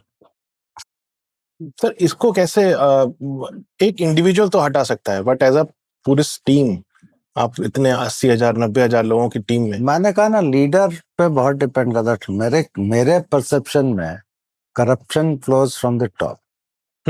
I agree. If I am the leader of the force, if I am corrupt, I cannot expect my force to be not तो to जैसे be आपने the बताया अगर कई 100 crore offer कर रहे हैं हाँ। तो कैसे इसको रेसिस्ट करा जाता है? How? होता है। अब आपका अगर आपके मन में ये है कि आपको पैसा नहीं लेना है तो नहीं लेना है, गलत पैसा नहीं लेना है। और फिर I have been given a task ना, मेरे को जो चेयर दी है, जो पोजीशन दी है, वो गवर्नमेंट ने दिया है ना। बिल्कुल सही बात है। I have to be truthful to the position, to the task. और बड़ा आदमी जितना बड़ा एक्यूज्ड होगा उतना बड़ा प्रेशर होगा, टेम्पटेशन उतने बड़े होंगे। तो सब चीजें होंगी सर, साम दाम दंड भेद सब कोशिश हाँ, करेगा वो। एवरीथिंग, कोई चीज बाकी नहीं रखते। जब कुछ नहीं होता है तो फिर वो सरकारी नौकर को कॉर्नर करने के लिए वो कंप्लेंट कर दो। हाँ, आपका विजिलेंस में कंप्लेंट करो, सीवीसी को करो, पीएमओ को करो, आपको प्रॉब्लम में डालने के लिए कुछ भी कर सकते हैं। वो सारी चीजें झेलनी पड़ती हैं। तो वो रेपुटेशनल रिस्क जो आपने कहा। हाँ, मेरे ऊपर तो कितना कंप्लेंट्स हुई, और मेरे को कई बार अपने आप को प्रूव करना पड़ा कि I am not a corrupt person. How do you deal with that? वो कहीं ना कहीं आपको डिमोटिवेट नहीं करती चीज? ना, मेरे को तो बल्कि गुस्सा चढ़ता है कि इस तरह से किया है, I have to prove myself. तो वो भी करता हूँ और फिर उनको काउंटर भी करता हूँ। करता था, अब तो खैर आई एम रिटायर्ड। तो रियली मतलब बहुत टफ टाइम्स भी देखा। अब इतना आप कॉर्नर कीजिएगा किसी को कि you are a corrupt, you are this and you are that, naturally you are suppose to do things to counter it. तो इतने इन्वेस्टिगेशंस में कभी आपको लगा कि ये इन्वेस्टिगेशन कोलैप्स होने वाला है because of certain things?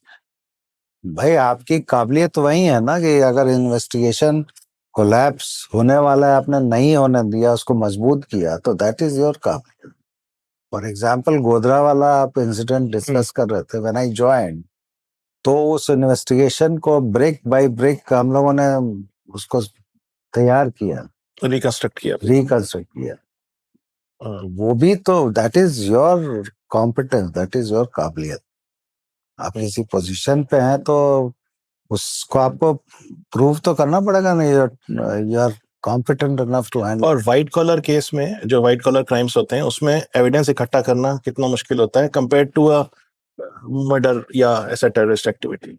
How different, how both the type of cases are different. Like terror attack हो या मर्डर हो, अनडिटेक्टेड हो, तो उसको तो पता करना इट्स वेरी डिफिकल्ट। आप कैसे एस्टेब्लिश कीजिए, बट वेरी टीडियस, मेटिकुलस। क्योंकि सर हम ना जजेस के भी इंटरव्यू लेते हैं, तो उसमें क्या होता है कि जो चीफ जस्टिस होते हैं नॉर्मली जजेस का देख के कि उनका अगर वो क्रिमिनल मैटर्स हियर करते हैं तो उनको क्रिमिनल मैटर्स ही रोस्टर दिया जाता है ज्यादा, और कोई सिविल मैटर हैंडल करते हैं। बट पुलिस ऐसा है जो दोनों ही हैंडल कर रहे होते हैं, या इसमें भी स्पेशलाइजेशन होती है? We are we supposed to handle anything, लेकिन अगर किसी का बेंट ऑफ माइंड है एक पर्टिकुलर डायरेक्शन में, तो उसको स्पेशलाइजेशन का मौका भी मिलता है।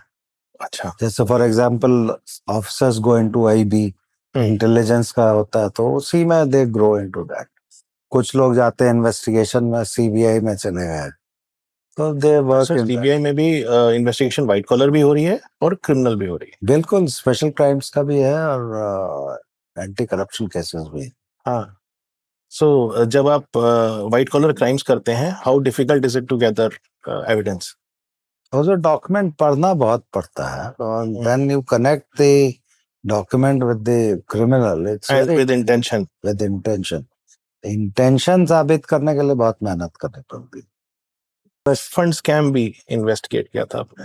हाँ, वेस्ट बंगाल का, उड़ीसा का, असम का, आई सुपरवाइज दैट इन्वेस्टिगेशन। उसमें क्या निकल के आया? उसमें तो गरीब आदमी का पैसा खा गए ये लोग, तो और फिर जिन लोगों ने खाया उनको पॉलिटिशियंस ने प्रोटेक्ट किया। पॉलिटिशियंस भी तो इन्वॉल्व हैं शायद। दे आर इन्वॉल्व इन, बहुत पैसा था ना आम आदमी का। बाप चिट फंड में तो जो मजदूर है या लेबरर है, जो फार्मर है, उसका पैसा है। तो केस तो अभी तक चल रहा है, ये पॉलिटिकल रीजन की वजह से चल रहा है या इन्वेस्टिगेशन की? हमारा सिस्टम, जुडिशियल सिस्टम ऐसा है जिसमें ट्रायल टेक्स टाइम। सो पुलिस की तरफ से वाटर टाइट केस है। वाटर टाइट कन्विक्शन हो भी रहे हैं, होंगे भी आने वाले समय। And it is not because of political reasons की कोई पॉलिटिकल रीजन है, आम आदमी का पैसा खा गए, उस पे अल्लाह हुआ, तो वो केसेस है ना, इसमें कोई पॉलिटिकल वो नहीं। आप पॉलिटिकल बाद में लोग बाग बनाते हैं कि बिकॉज उसमें पॉलिटिशियंस का रोल निकलने लगता है। हाँ, तो अब उसमें पॉलिटिशियंस का रोल निकलेगा तो सीबीआई कैसे आंख बंद करके रहेगी? या फॉर दैट मैटर कोर्ट में भी जाएगा तो कोर्ट पूछेगा ना, भाई जब ये रोल दिख रहा है तो why aren't you investigating that? Ultimately as an investigator I have to satisfy the court. Yes. और कोर्ट भी एविडेंस पे ही सजा करेगी ना। I can not satisfy the court, तो that is my fault. Sir, अगर किसी पुलिस कमिश्नर की बात करें, वो भी ऐसे जो कि 90,000 की फौज या 80,000 की फौज संभाल रहे हैं, so it is equivalent to a CEO of a large company. तो what leadership lessons can CEOs take आपसे? देखिए, for a leader the lesson, the most important lesson is that you should lead from the front. If you should take the blame and give the credit. That should be there. कोई भी subordinate अगर उसको उससे काम कराना है या उससे रिजल्ट लेना है, तो उसके शूज में अपने पैर डाल के सोचना चाहिए, his or her difficulties, try to solve that, motivate him and get the work done. Right. That should be the approach. और दूसरा इसके साथ ये भी होना चाहिए कि if you are doing anything with a malafide, I will not spare you. But if there's a mistake, is bona fide mistake है, तो I am with you, I'll defend you. That should be the approach. हमारे career में बहुत से ऐसे मौके आए जिसमें सबॉर्डिनेट को डिफेंस करने के लिए खड़ा होना पड़ा। गलती हुई है बट बोनाफाइड मिस्टेक्स, जानबूझ के नहीं करा, तो उसको ये पता है कि मेरे सीनियर का हाथ है, अगर मेरे, हाँ, तभी तो काम करेगा। सही बात है। सर, अगर हम फौज की बात करें, so you have manage 2.4 lakh, 2.5 lakh लोग करीब मैनेज करे बीएसएफ में जब आप डायरेक्टर जनरल। हाँ, तो बीएसएफ की बात करते हैं तो वो सारे बॉर्डर्स इंडिया के सिक्योर रखने में वो आजकल बहुत ज्यादा न्यूज में है BSF because of illegal immigration जो हम पकड़ रहे हैं बांग्लादेश के। और ये कैसे हो रहा है sir? How is it happening? Illegal immigration? हाँ, फॉरेस्ट बॉर्डर है। अच्छा। जो लैंड बॉर्डर है उसमें फेंसिंग कुछ एरिया में नहीं हो पाई है, उससे होता है। एंड जो बांग्लादेश बॉर्डर है वो इतना डिफिकल्ट बॉर्डर है, you can not make out कि बांग्लादेश कहाँ है, इंडिया कहाँ है। कई जगह तो जीरो लाइन तो within the villages cross करती है। अच्छा। It's very traditionally both side people are the same. हालांकि BSF is doing it very effectively, लेकिन जहाँ पोरस बॉर्डर है वहां से लोग बाग आ जाते हैं अंदर, तो रह जाते हैं इंडिया में। आजकल बहुत ज्यादा वो भी आ रहा है कि ये डेमोग्राफी चेंज हो रही है, मतलब जो पर्टिकुलर स्टेट की, और आसाम डेमोग्राफी तो चेंज हुई है बॉर्डर एरियाज में, there is no doubt about it. Bangladeshi people, Bangladesh से लोग बाग आए हैं या यहाँ बस गए हैं, तो डेमोग्राफी चेंज हुई, इसमें there is no doubt about in certain areas. Yes. तो कौन सा बॉर्डर सबसे चैलेंजिंग लगता है बीएसएफ को? Is it Bangladesh border or is it both the borders are challenging. Pakistan border तो is very challenging in the sense that Pakistan is not a friendly country. Firing होती रहती है, तो फायरिंग का जवाब फायरिंग से ही देना पड़ता है। Bangladesh has been a friendly country, तो वहाँ पे फायरिंग करना उतना इजी नहीं है क्योंकि you will be killing the civilians. वहाँ पे it's very ticklish problem to handle it. But मेरा व्यू ये है कि आने वाले समय में Bangladesh border will have to be taken care of because of the geopolitical changes that मतलब जो वहाँ पे एक्सट्रीमिज्म वो हो रहा है उसकी एक्सट्रीमिज्म गवर्नमेंट जो चेंज हुई है उनके thinking is different. Anti India, so not anti India but it's more pro Pakistan. तो एंटी इंडिया तो खैर क्या होगा क्योंकि India is such a big country, उसमें एंटी कर नहीं मतलब करप्शन वो टेररिस्ट का वो आने लगेगा। वो फ्यूचर में चीजें ड्रग्स की और ये सब चीजें होंगी। तो for keeping that in mind the BSF has to be very careful. So आपने जैसे इंटेलिजेंस की बात करी थी कि हमको टिप ऑफ मिलती थी तो हम करते थे, इसमें बीएसएफ में कितना इम्पोर्टेंट? बीएसएफ का जो जी ब्रांच है इट्स वेरी इफेक्टिव। उनका जो intelligence collection dissemination I think it is mind boggling. They are very good at collecting intelligence ground level पर। ह्यूमन एंड उनका बहुत स्ट्रॉन्ग है। तो आपको पता रहता है कि यहाँ से इन्फिल्ट्रेशन होने वाला है। दे नो वेरी वेल क्योंकि it's a very well oiled system जिसकी वजह से BSF is very good in collecting the. तो क्या अभी टेक्नोलॉजी की कमी है जैसे ड्रोन्स या कोई कमी नहीं है। टेक्नोलॉजी गवर्नमेंट को हम लोग प्रपोज करते हैं, इमीडिएटली मिलता है। बिकॉज यूएस बॉर्डर जो मैक्सिको का है उन लोगों ने काफ़ी उसके ऊपर फोकस किया है कि इलीगल इमिग्रेशन वहाँ भी हो रहा था, तो उन्होंने टेक्नोलॉजी बहुत लगाई है, कैमराज, एआई। इंडिया भी यूज करता है। जितनी जगह फेंसिंग हुई है उस पर फ्लड लिट एरिया है, कैमराज हैं, कांस्टेंट सर्विलांस है। पर अभी फेंसिंग हुई नहीं है हर जगह। जहाँ पे फेंसिंग नहीं हुए वहाँ पे भी कैमराज लगे हुए हैं। काफी ड्रोन्स का उपयोग होता है। India is not behind it. Because अभी जैसे यूपी, अभी एक न्यूज़ थी यूपी में 2.5 करोड़ लोगों को इलेक्शन उससे हटाया जब एसआईआर हुआ। उस पर तो मैं नहीं कमेंट कर पाऊंगा बट इन्फिल्ट्रेशन को रोकती है BSF, there is no doubt about it. और जहाँ से लोग बाग अंदर आते हैं वो एरिया पोरस है, that is also a fact. और कई दफे जो लोग बाग वैलिड परमिट्स में भी अंदर आते हैं वो मिक्स हो जाते नहीं है वापस, उनको ढूंढना बड़ा मुश्किल है।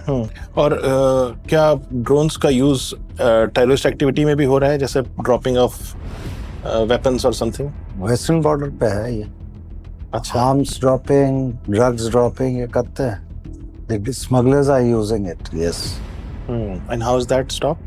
It is stopped because of the BSF and coordination between BSF and the Punjab police or Kashmir JNK police and all. So everybody is मतलब केवल BSF का रोल नहीं है. In fact, the state police is also doing a lot in that regard.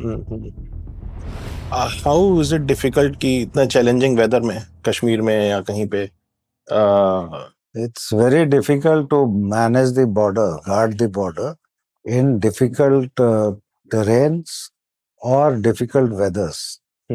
But there is no other way. There is no way out.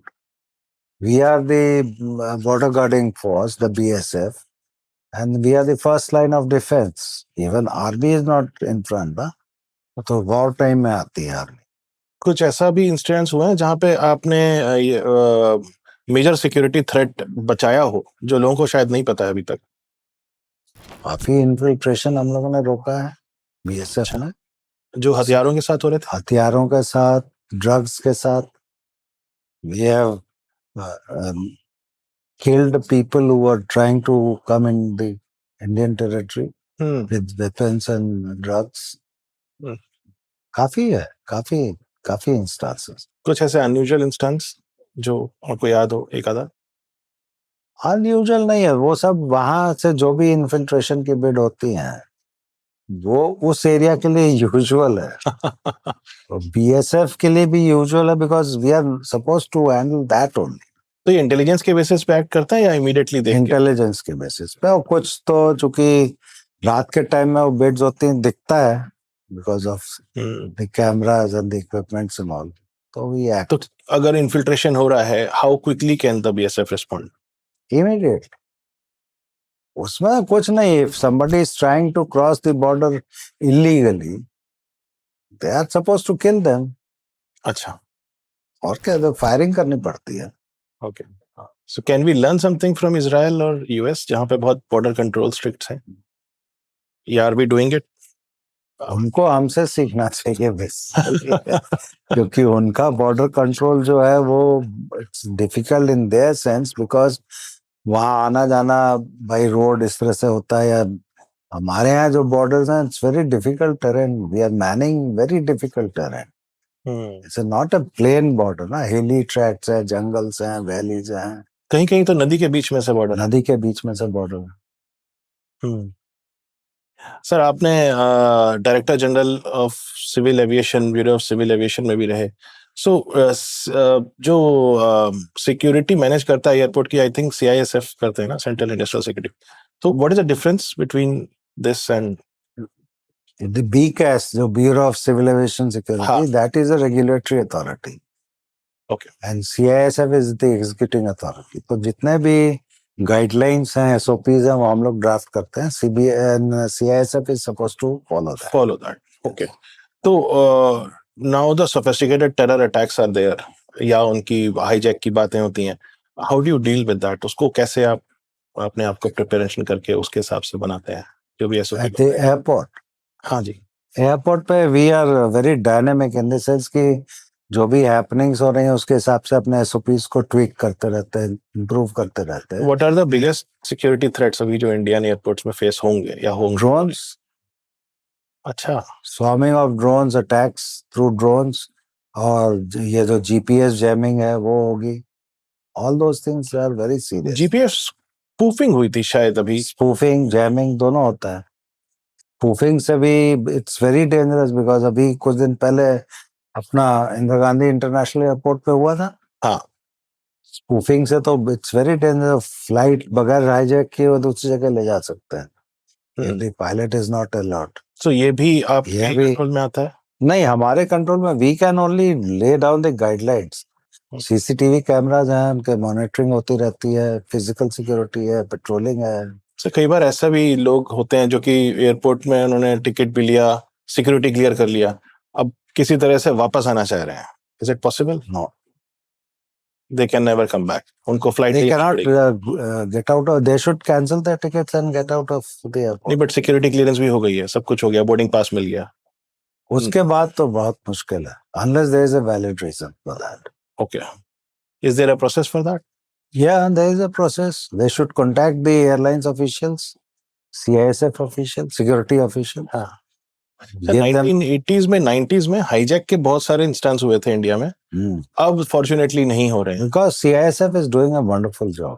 कोई शक नहीं। अच्छा, तो जो फॉरेन ओरिजिन फ्लाइट्स होती हैं, जैसे वो IC 814 जो हाईजैक हुई थी, शायद वो नेपाल से ओरिजिन हुई थी उसकी, how are we controlling that? Anti hijacking measures हैं बहुत, उसके ड्रिल्स हैं, मॉक ड्रिल्स हैं, वो करते रहते हैं, और फिर उसका इंटेलिजेंस एक्सचेंज होता है, वेरिफिकेशन होता है। पर जो इंडिया में होगा उन्हीं का करेंगे, जो क्या? बाहर की, जो इंडिया में ओरिजिन हो रही हैं फ्लाइट्स, लेकिन अगर कोई नेपाल से, काठमांडू से चल रही है फ्लाइट, वो कोऑर्डिनेशन होता है ना, उनके भी तो सिक्योरिटी ग्रुप्स होते हैं। अच्छा, so how are we tackling that? Is very effective, I am telling you, we are very alert and the system in place is very good. और सीआईएसएफ जो है उसका अपना भी मॉक ड्रिल्स बहुत होते हैं एंटी हाईजैकिंग। ओके। अदरवाइज जो क्राइसिस ग्रुप मैनेजमेंट करती है, क्राइसिस ग्रुप होता है, उसका भी मॉक ड्रिल्स होती है। एक आपके यूपीएससी के दिनों की, क्योंकि स्टूडेंट्स के लिए लास्ट हमारा वो है, आपने जो यूपीएससी किया और आईपीएस चुना, इसका पीछे कोई रीजन था कि आईपीएस चुनना है आपको? मेरा शौक पहले से रहा था टुवर्ड्स एडवेंचर एंड अच्छा, all these type of investigations and all. I used to read fictions, novels and thrillers. तो मेरा mindset वैसा ही था, but when I gave the UPSC, appeared for the UPSC, naturally उस समय जो trend था, first choice was IAS, of course. Okay. I cleared it in the first attempt and I got into IPS. So I thought that it is. What is it like preparing for UPSC? कुछ students के लिए, कुछ अगर आज जो prepare करना चाह रहे हैं, उनको क्या फोकस करना चाहिए? One has to be very thorough in whatever subject you are good. मतलब you have done your MA or MSc or whatever. Number one. Number two, apart from your subject, you should know each and everything about other subjects also. General studies में जो होता है ना एक awareness, that should be there, and finally you should have an analytical mind. एक hack अगर जो आज की भाषा में बोलते हैं ना hack, what is a hack for clearing the UPSC? Hard work and little bit of luck. And interview panel के लिए क्या सजेशन है सर? इंटरव्यू के लिए तो देखिए, इंटरव्यू के टाइम में जब कैंडिडेट जाते हैं तो जो उनका स्किल टेस्ट नहीं होता है, एनालिटिकल टेस्ट होता है बेसिकली. उनका नॉलेज इज नॉट, सॉरी मैं गलत वर्ड यूज कर गया, नॉलेज टेस्ट नहीं होता है. It is your analysis, your mind, how you analyse, that is more important. You should know everything, and how you speak, how you project, how you analyze, that is more important. सो कई students ना UPSC mains में बहुत struggle कर रहे होते हैं answer लिखते समय. व्हाट इज योर अप्रोच जो आप रिकमेंड करेंगे? हम लोग बड़ा बड़ा लंबा लंबा लिखना चाहते हैं, वो भी नहीं होना चाहिए. दूसरा ये है कि जो क्वेश्चन है उसको पढ़ के जितना पूछा गया उतना ही लिखना चाहिए. अच्छा. और तीसरा ये है कि जिस लैंग्वेज पे पकड़ है उसी लैंग्वेज में आपको एग्जाम देना चाहिए. कई लोगों को होता है कि अंग्रेजी में लिखेंगे लेकिन अंग्रेजी में एक्सप्रेस नहीं कर सकते हैं, तो दिक्कत हो जाती है. हिंदी अगर या कोई रीजनल लैंग्वेज अच्छी आती है तो उसी में एग्जाम दीजिए, there is nothing wrong in it. ऐसी कौन सी पर्सनालिटी ट्रेट्स हैं अगर आईपीएस में सक्सेस होना है तो जो इंसान को रखनी चाहिए? वो तो ट्रेनिंग में आदमी सीख जाता है, पर personality trait, physically fitness, physical and mental fitness होना बहुत जरूरी है. सर आप कोई प्लान बी लेके चले थे अगर आपका यूपीएससी नहीं होता तो? क्या लेना चाहिए लोगों को? बिल्कुल लेना चाहिए. One has to be very clear in the mind कि अगर मेरा फोकस इधर है, ये नहीं हुआ तो मेरे पास दूसरा क्या ऑप्शन है. वो तो होना ही चाहिए. बिकॉज इतने लोग देते हैं ये बहुत क्लियर. तो हाँ, जैसे इस साल जो रिजल्ट है 5 लाख लोग अपेयर हुए हैं, उसमें से 933 क्वालिफाइड. तो आप सोच लीजिए बाकी लोग कहाँ जाएंगे. तो प्लान बी तो होना ही चाहिए, बिल्कुल होना चाहिए.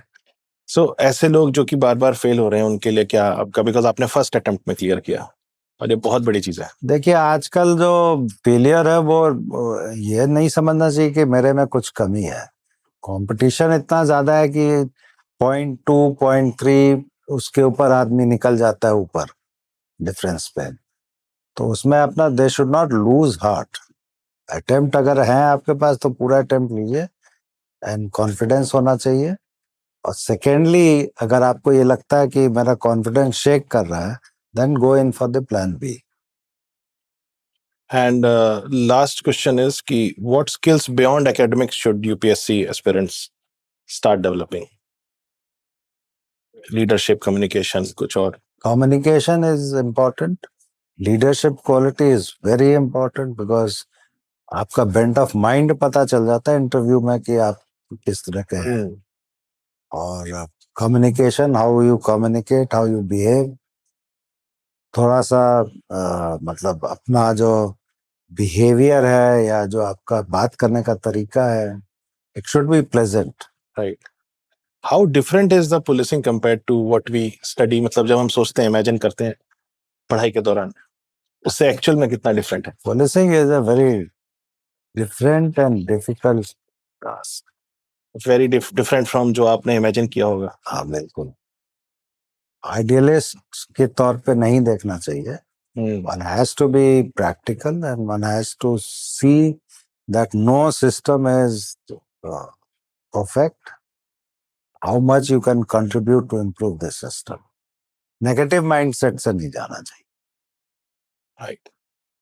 Thank you so much sir. Thank you. मैं बहुत ज्यादा अच्छा आपके जो आपने बताया है ये स्टूडेंट्स के लिए, प्रोफेशनल्स के लिए, सबके लिए बहुत अच्छा है. Thank you. Thank you for coming sir.